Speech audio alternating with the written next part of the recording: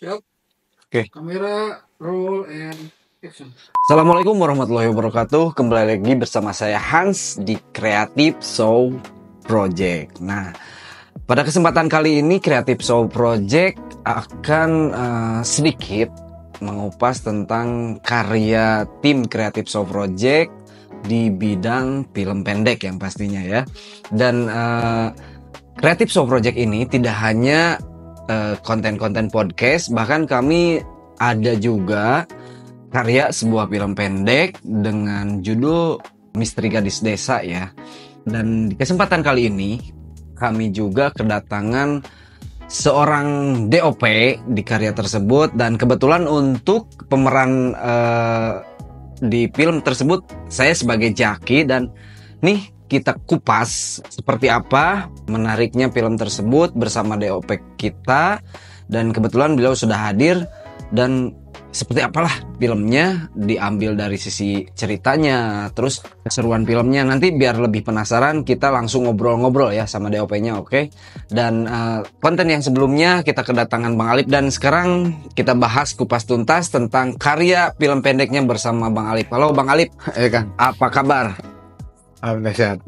Nah, tadi kan di awal udah saya paparkan nih bahwa Creative Show Project ini kita tidak hanya konten podcast aja. Nah, kebetulan kita juga udah ada sebuah karya berupa film pendek dengan durasi 13 menitan ya. Ya, 13 menitan. 13 menitan genre horor. Nah, kebetulan di sini Bang Alip sebagai DOP dan saya pribadi sebagai pemeran utama ya di film tersebut. Nah, menarik sih bagi saya pribadi karena apa ya?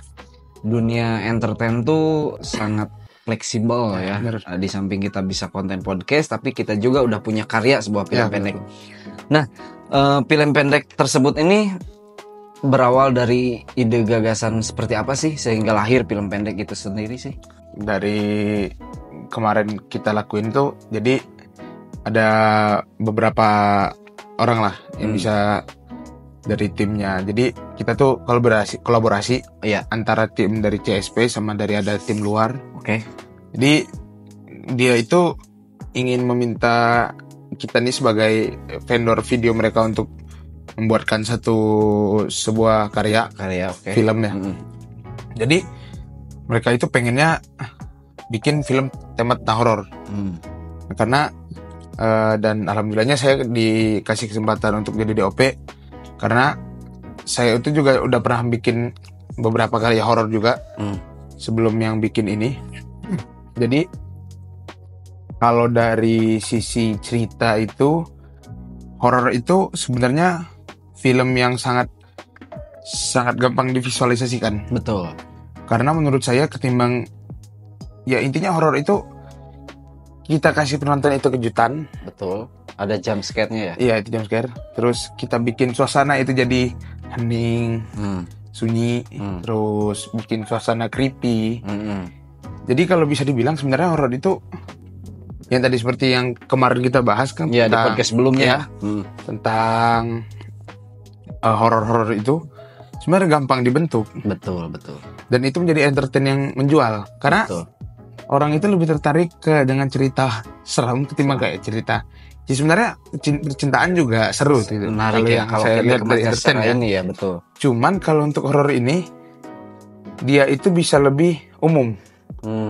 Kalau ke cinta ya, maksud itu kalau buat anak kecil kan rasanya kurang masuk gitu. Betul. Sebenarnya horor juga kurang masuk, tapi dia bisa lebih ke universal aja menurut saya. Karena ya tadi, terus bikinnya itu lebih gampang juga ketimbang bikin film gak terlalu yang ini mungkin ceritanya nggak terlalu padat, tapi kita visualisasikannya aja gitu.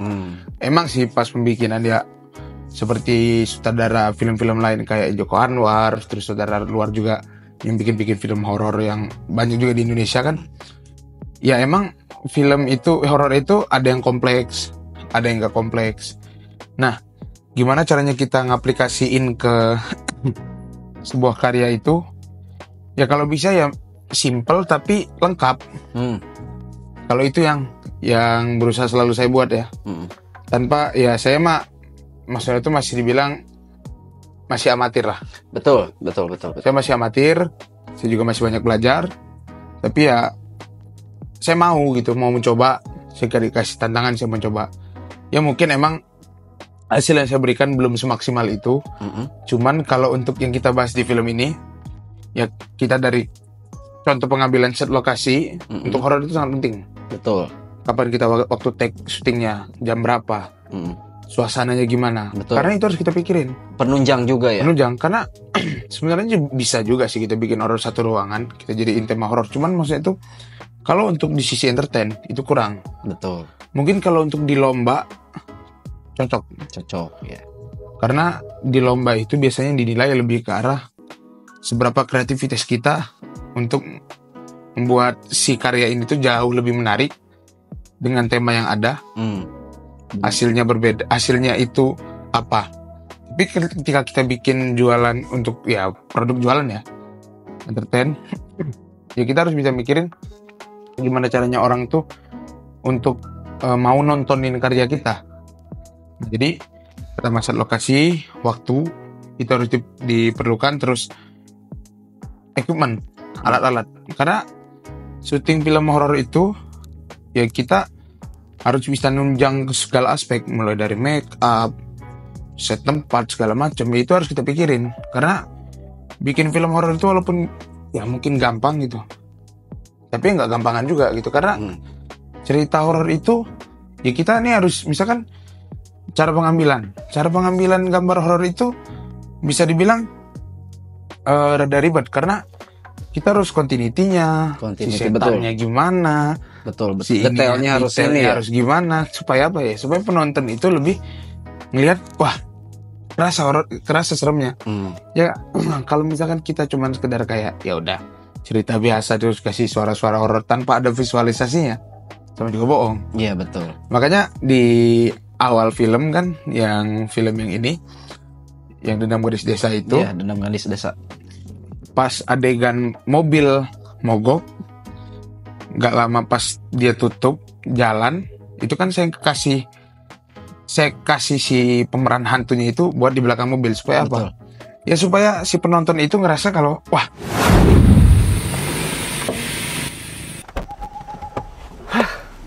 kenapa lagi nih mobil?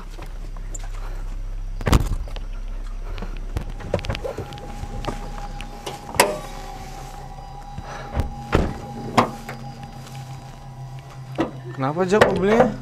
Sialan. Kayaknya mobilnya mogok nih. Panas juga nih mesinnya. Kenapa sayang mobilnya? Kayaknya mobilnya mogok deh sayang. Kita nggak bisa lanjut nih pakai mobil. Lebih baik kita jalan kaki aja yuk. Tapi kita jalan kaki masa? Lu mau ikut kagak? Kalau enggak ya udah lu diam di sini. Bentar sayang, ngambil barang dulu.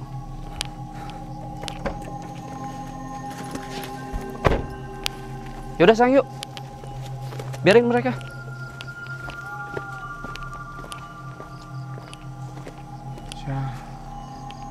Gimana dong? Gue tambah takut kalau begini.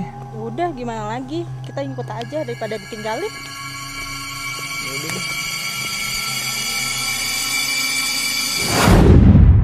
Kok ada yang aneh gitu. Iya. Nah, mulai dari situ dibangun ceritanya, sampailah nanti ke jump scare-nya, karena yang menurut saya ornamen paling penting di dalam sebuah film horor itu ya jump scare tadi. Betul. Nah, tapi gimana caranya kita mengemas si jump scare ini dengan baik supaya penonton itu melihat karya kita itu juga seru gitu. Betul. Karena kalau cuma sekedar jump scare tanpa sebab, menurut saya itu ya malah jadi biasa aja. Iya.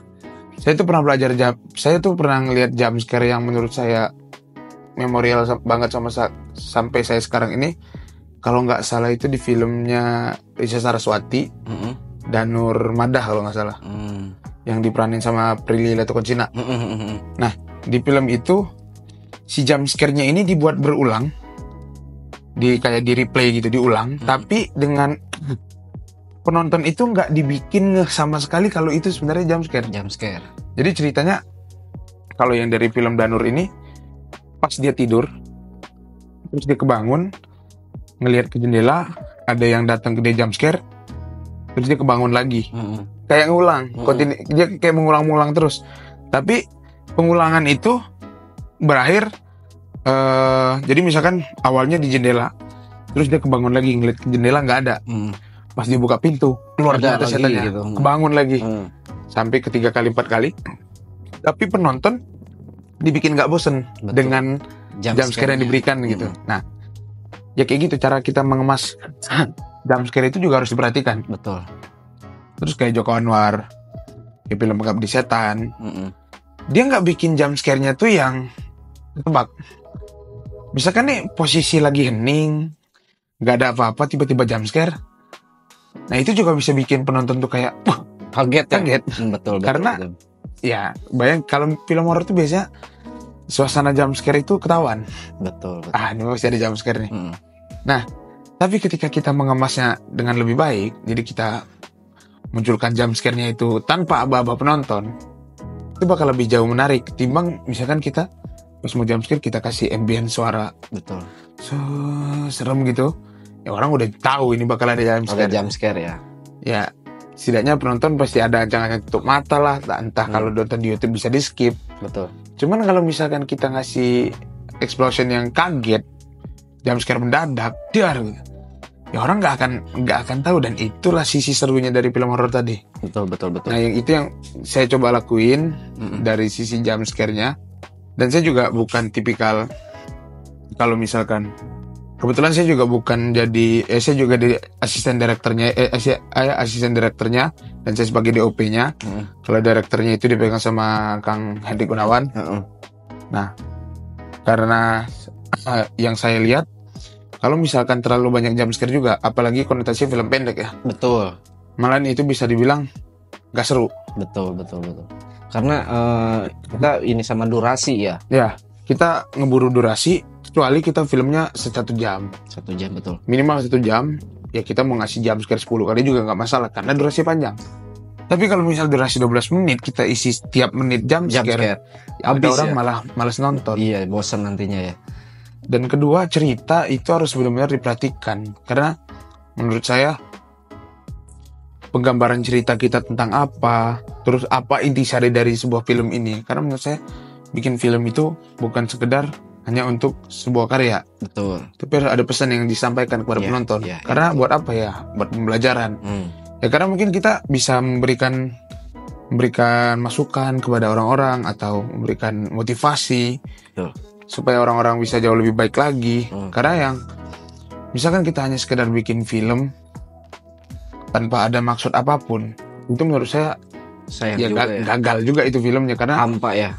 iya nggak ada tujuan sama sekali. Itu malahan saya bilang, ya buat apa lo bikin karya gitu. Hmm. Ya ini opini saya ya, bukan Betul, berarti betul. kita harus samaratakan dengan orang lain. Betul. Karena ada ya orang-orang juga beda ketika mau bikin film itu Tujuannya pasti tujuannya berbeda. ada apa. Ya kalau saya bikin film, kenapa saya pengen ada tujuan ya, karena menurut saya ketika saya bikin suatu karya, orang itu bisa termotivasi dan bisa dibilang dia iya benar juga nih. Harus seperti Jadi, ini gitu. Walaupun kita mengemasnya secara horor, ya apapun itu karya, mau horor mau apapun itu, yang pasti kalau saya bikin suatu karya, saya pengen ada tujuan makna. Betul. Saya dulu juga pernah bikin film horor juga untuk dilombain di Ardan Radio Bandung. Jadi Mm-mm. saya itu bikin cerita itu sebenarnya dari cerita. Kalau kisah itu kisah anak asrama yang lagi sakit. Kebetulan teman-temannya itu lagi pada kemah ke hutan. Dia tinggal berdua di asrama. Terus dia nonton film horor. Nah pas mau kencing, si temennya ini takut. Jadi dia kan berdua nih. Temennya pergilah pipis sendiri. Minta temenin awalnya. Gak mau temennya karena udah ngantuk. Dia pergi sendiri. Pas sampai udah di WC, pas dia keluar dari WC, dia kaget karena temannya tadi yang mau tidur ini sama-sama keluar. Nah, pas sama-sama keluar, tapi temennya ini nggak ngubris sama sekali, dipanggil juga, diem aja. Ya udah, akhirnya dia bilang, ya udah gue duluan gitu. Pas sampai ke kamar, dia kaget. Ternyata temennya masih ada di kamar. Ada tidur gitu. Tidur. Nah, akhirnya dia mau coba tidur, ya kasih visual ngadep kanan, ngadep kiri, ngadep kanan. Pas ngadep kiri lagi, jump scare. Dan jump scare itu nggak saya bikin kayak tiba-tiba setannya maju ke depan kamera, bak, enggak. Udah, saya cuma kasih efek suara, emang gerakan kameranya saya bikin patah-patah, tak gitu. Jadi ya udah muncul aja gini ngeliat gitu.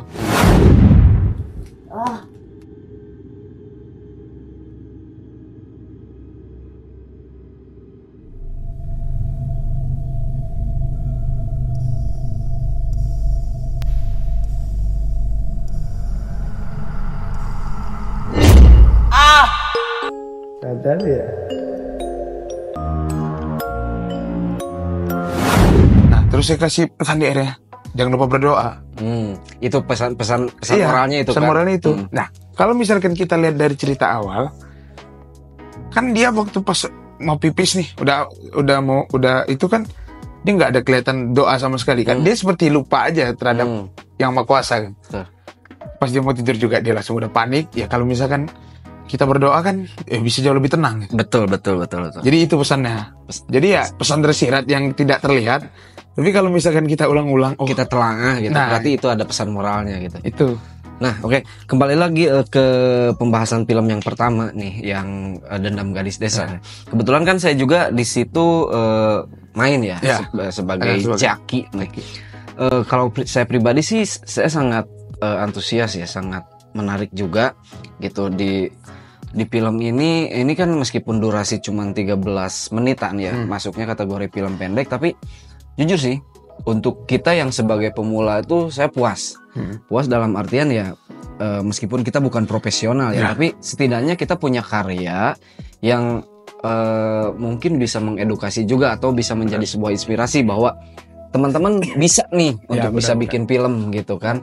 Bahkan di sini kita tim pun tidak terlalu banyak, hanya mungkin beberapa orang, tapi alhamdulillah kita bisa merealisasikan film itu, dan mudah-mudahan kedepannya kita bisa bikin film yang lebih dari yang kemarin gitu. Nah, ini paling kalau saya pribadi sih mungkin dari sisi kesulitan ya untuk film yang kemarin kita garap tuh, pertama hunting lokasi. Karena betul seperti tadi kata Bang Alif bilang bahwa untuk pembuatan sebuah film itu hunting lokasi itu kita harus benar-benar tepat gitu, sesuai dengan tema film yang akan kita garap gitu. Nah, dari DOP sendiri sih apa sih yang bisa jadi kesulitan, Bang? Sebenarnya kalau kesulitan basicnya banyak ya. Banyak ya. Kalau saya bilang ya mulai dari ya kan saya ini bisa dibilang orang luar dari si tim mereka. Tim mereka betul.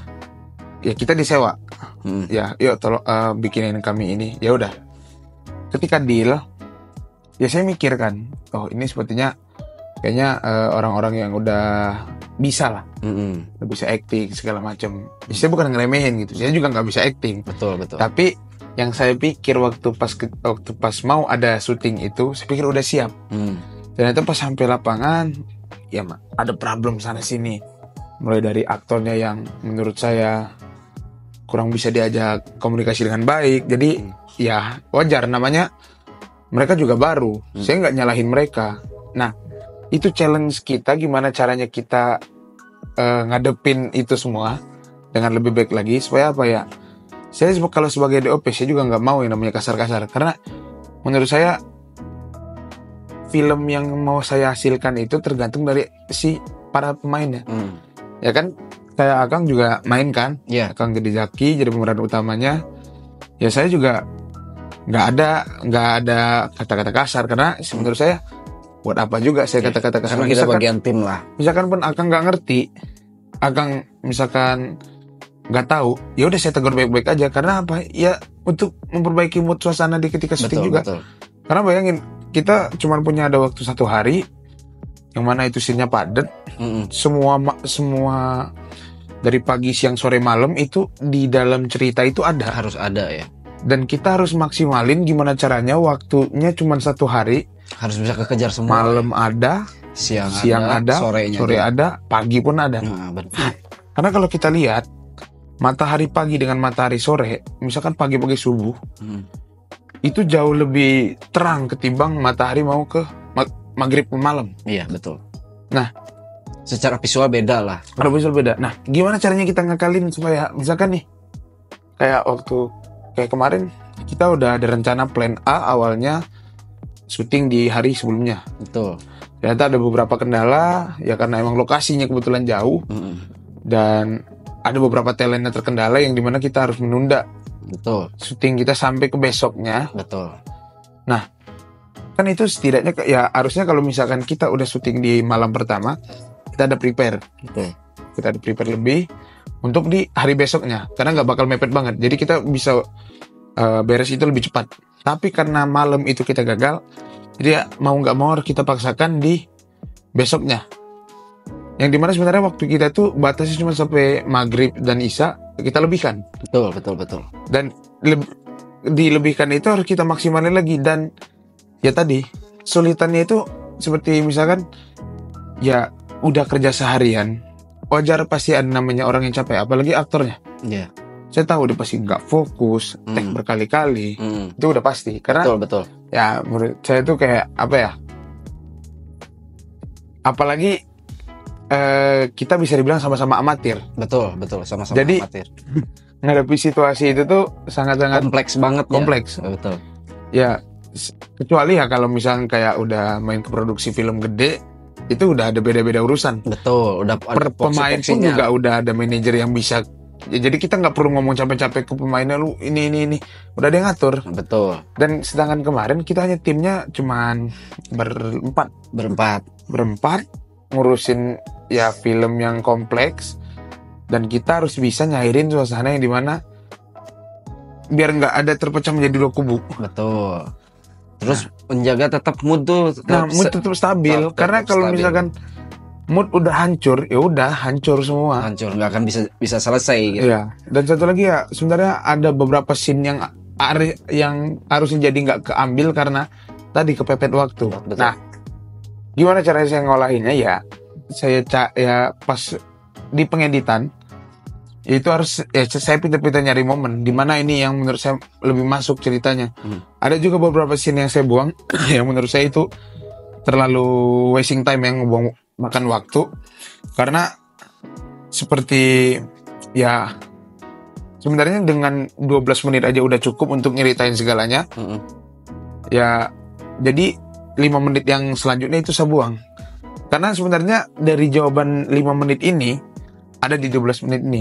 Walaupun udah ini gitu. walaupun emang nggak dijelasin secara detail, cuman kalau penonton menonton dengan seksama itu pasti ketahuan. ketemu lah ya. Nah, itu juga yang saya cari dari sebuah film. Kita buat teka-teki di dalam film, tapi jangan sampai bikin penonton itu bingung untuk Jawabannya. Betul. Karena menurut saya gimana pun juga yang namanya karya itu harus bisa dinikmati sama penonton. Betul. Ada juga beberapa saya kayak seperti nonton film horor juga yang menurut saya terlalu banyak plot twist yang akhirnya jadi kayak sebenarnya ini apa sih jadi dan nggak ada tujuan jelas gitu. Nah tapi ya itu mungkin filosofi yang ada di mereka. Tapi kalau yang filosofi ada di saya bikin teka-teki. Ya mungkin kalau sekali nonton belum ketahuan, cuman ketika kita nonton kedua kali, ketiga kali baru ketahuan hasilnya. Nah dan itu juga cara entertain kita supaya apa? Jadi penonton itu dibikin nonton berkali-kali. Dan itu bisa ya dari nambah jam tayang ya. Betul. Ya karena kita harus bikin ke situ juga, nggak bisa semata-mata cuman ya udah deh yang penting ditonton ya. Penting jadi ya enggak. Tapi aspek-aspek yang kecil yang menurut kita sepele itu harus dipikirin juga. Betul. Nah, untuk film tersebut kan kemarin kita juga semua terbatas ya. Dari sisi kru, dari sisi talent, dari sisi segala hal semua terbatas. Cuman positifnya di sini mungkin ini jadi sebuah pembelajaran ya buat tim kita juga bahwa ya minimal kita udah bisa berhasil lah membuat sebuah karya dengan genre sebuah film meskipun hanya dengan durasi yang sangat pendek gitu. Tapi ini menjadi sebuah karya kita yang mungkin kita masih tahap amatir tapi alhamdulillah semua kru merasa puas gitu dengan hasilnya, meskipun di sana kita masih tetap harus ada perbaikan-perbaikan kecil ya. Atau misalkan harus banyak kembali membenahi lagi tentang dari sisi apapun lah, entah itu dari sisi talent atau dari sisi tim juga gitu. Cuman di sini kita kembali lagi tertantang untuk bisa membuat film yang lebih baik lagi Ya, dari yang sebelumnya gitu. Nah, mungkin ada harapan lagi nggak dari Bang Alip misalkan kedepannya next pengen bikin film lagi yang misalkan genrenya seperti apa, atau misalkan yang pengen suasana seperti apa gitu? Ya, kalau dari saya untuk kita mungkin dari ceritain lagi kekurangan kita. Sebenarnya kalau kekurangan itu ketika di lapangan dari tim kita sendiri itu banyak.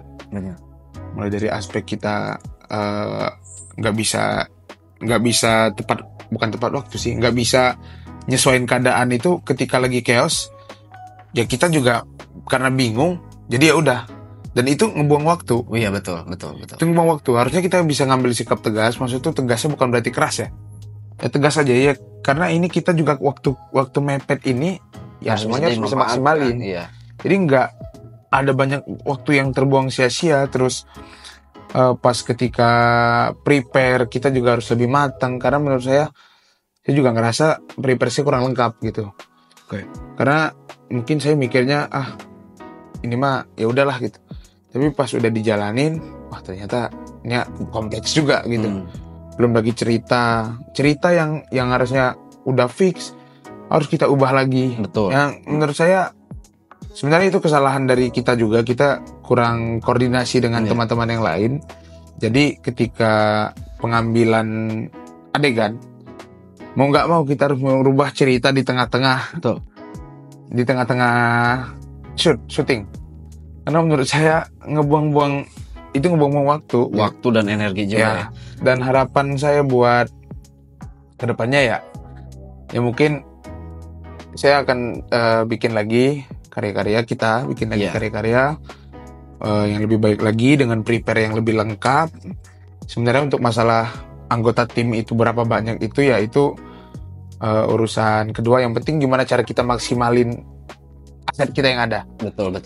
Ya kalau misalkan kita belum bisa untuk meng-hire orang, menambah pekerja atau gimana, ya udah kita maksimalin yang ada. Dan tapi kita prepare-nya harus lebih lengkap dari yang kemarin yang udah kita jalanin. Lebih ini lagi ya, lebih detail lagi. Ya lebih detail lagi. Saya pengen tahu nih untuk Bang Alip sendiri sebetulnya untuk sebuah film lebih ke genrenya seperti apa sih? Yang mungkin lebih sesuai dengan ininya Bang Alip nih. Kalau untuk genre yang saya sukain bisa dibilang dari beberapa film yang udah pernah coba saya bikin, itu saya lebih tertarik cerita horor, sama saya pengen nyoba juga buat cerita dokumenter atau dan komedi juga. Karena menurut saya untuk sekarang itu kayak horor itu ya udah pasti ngejual, betul. Dokumenter itu kita bisa ngungkap sisi-sisi orang yang mungkin belum pernah bisa speak up untuk orang lain. Misalkan kita speak up tentang budaya, yang dimana menurut saya di Indonesia ini masih banyak sisi budaya yang harus kita naikin. Terus kedua, yang terakhir komedi. Menurut saya komedi juga kenapa ya, karena ya kita berkaca dari contoh film-film contoh sinetron yang ada di Indonesia. Dia nggak bikin itu seakan lawakan, tapi penonton bisa dibikin bahagia. Nah, dimana ya contohnya aja sinetron asli sini ya, Preman Pensiun ya. Ya, Preman Pensiun kan selama sinetronnya nggak pernah ada dia mau nunjukin kalau itu lawakan, tapi dengan tektokan kamera, cara editingnya, terus cara si skenarionya gimana udah di set sebaik mungkin. Yang dimana penonton juga bisa jadi ketawa.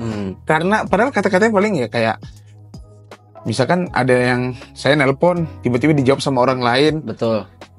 Halo, pisang 1 bu, misalkan gitu kan. Ya sebenarnya itu nggak lucu, tapi karena tektokan kamera seperti puisi berantai jadi lucu gitu. Ya. Itu menurut saya. Oke. Nah, tertarik sih apa yang tadi diobrolin sama Bang Alip tentang misalkan horor, terus dokumenter budaya sama komedi ya. Kebetulan emang mungkin kalau horor ya udah banyak juga sekarang yang bikin, dan hampir rata-rata tuh yang keluar tuh film-film horor ya. Nah, untuk sisi dokumenter nih, saya juga tertarik tentang sisi dokumenter tentang mengangkat kebudayaan, apalagi kan Indonesia dan di semua aspek daerah Indonesia itu ada banyak aneka-keragaman budaya yang belum terungkap, belum terkuak. Ya, mungkin siapa tahu nanti next kita ke depannya bisa membuat sebuah karya yang temanya budaya gitu. Karena mungkin di sisi lain kita menjadi sebuah tontonan, tapi di sisi lain juga kita mengangkat terus memperkenalkan budaya-budaya yang mungkin banyak orang yang belum tahu lah, atau misalkan anak-anak zaman sekarang belum tahu. Nah, nanti kita angkat kemudian kita munculkan supaya tahu dong filosofinya, bahwa tempat ini tuh filosofinya seperti ini. Nah, itu sih menarik. Nah, mungkin di sisi lain saya juga di sini mungkin belajar sebagai aktor, dan alhamdulillah selama saya bergelut di bidang entertain, terutama di aktor, dan saya juga masih amatir ya, sama seperti Bang Alip, kita masih amatir. Cuman di sini kita terus akan belajar, terus akan memperbaiki performa kita. Nah, tapi kita pun akan berusaha untuk terus membuat karya-karya yang istilahnya ada sisi edukasinya, seperti yang tadi disampaikan Bang Alip gitu. Ya, untuk itu mohon dukungannya buat teman-teman semua. Silahkan boleh request. Bisa ada ide-ide juga dari teman-teman semuanya ya, agar kita bisa tetap terus berjalan karya-karya kita gitu. Nah, untuk Creative Show Project ini bahwa kita tidak hanya sebuah podcast aja, tapi kita juga ada karya film, bahkan iklan juga kita insya Allah bisa kita bikin. Nah, cuman di sini kita mencoba untuk terus eksis tentang hal-hal apa saja yang akan menarik kita untuk suguhkan ke penonton. Betul, seperti itu. Oke, Bang Alip, mungkin ada pesan-pesan khusus nggak buat teman-teman yang mungkin pengen belajar nih di bidang perfilman? Bukan berarti kita merasa udah ini, tapi kita sama-sama belajar lah. Karena ide dari teman-teman itu sangat berharga juga buat kita. Barangkali ada masukan untuk teman-teman yang pengen belajar di perfilman, atau kalau mau ada yang mau gabung sama kita boleh gitu kan. Nah, gitu. Ada ini nggak pesan-pesan? Kalau dari saya, ya ini sebelumnya saya ngomong dulu, kalau saya bukan profesional, saya hanya sebatas hobi lah, hobi seni, kalau kita hobi karya, bikin video lah bisa dibilang. Yang pertama, untuk sekarang ini kan di mana udah dunia maya, dunia sosmed, kita bisa gampang belajar dari mana aja. Karena kalau yang kalian tahu tadi, saya ini untuk sekarang kuliah itu di bidang komputer, gak ada hubungan sama sekali dengan entertain dan video, foto, gak ada. Tapi emang karena hobi saya aja, seneng dengan dunia video dan foto gitu. Jadi saya mencoba, gue pengen nyoba nih, buat, dan itu yang bisa bikin belajar. Ya mungkin kalau teman-teman melihat nanti hasil karya yang udah saya bikin, menurut teman-teman itu belum bagus atau belum mencapai target dari kalian, ya itu gak masalah. Dan saya terbuka untuk dikritik, dikasih saran segala macam. Karena menurut saya kritik dan saran itu ada tempat belajar saya. Betul. Karena saya tahu, kesalahan saya di sini, kekurangan saya di sini. Karena saya belum mengerti jauh tentang hal ini. Tapi emang alhamdulillah saya diberi kesempatan untuk mencoba, diberikan nih menjadi DOP, memberikan ini ya. Karena menurut saya kesalahan itu adalah pembelajaran. Jadi ketika saya tahu saya salah, malahan kalau misalkan saya hanya sebatas dipuji, saya merasa kurang senang. Karena menurut saya, kalau kalian sebagai content creator pasti kalian tahu, ini bukan karya terbaik. Betul. Nah, tapi ketika misalkan kalian ada yang kritik saran, saya malah lebih semangat karena ini nih yang saya cari. Karena saya tahu kesalahan saya apa. Betul. Tapi ketika saya cuma hanya dipuji, ya itu malah jadi saya kayak kok nggak ada apa gitu. Karena menurut saya kritikan itu penting banget. Kritik yang membangun pastinya ya. Kritik yang membangun ya, bukan menghina. Kritik yang membangun pastinya. Oke. Nah, buat teman-teman atau para penonton di rumah yang penasaran tentang filmnya, nanti kita akan tayangkan spesial nih buat teman-teman semua. Pokoknya tunggu aja, tetap di channelnya Creative Show Project. Yang pasti kita tunggu kritik-kritik membangunnya untuk karya-karya kita, dan supaya kita bisa terus lebih belajar dan terus belajar lagi agar karya-karya kita benar-benar bisa lebih baik dan dinikmati oleh teman-teman semuanya. Oke, mungkin Bang Alip dari saya cukup sekian. Terima kasih, dan jangan lupa untuk tetap subscribe channelnya, like juga, dan jangan lupa share supaya kami tetap bisa terus bisa membuat karya-karya terbaik buat teman-teman semua. Terima kasih. Wabillahi taufiq wal hidayah. Wassalamualaikum warahmatullahi wabarakatuh.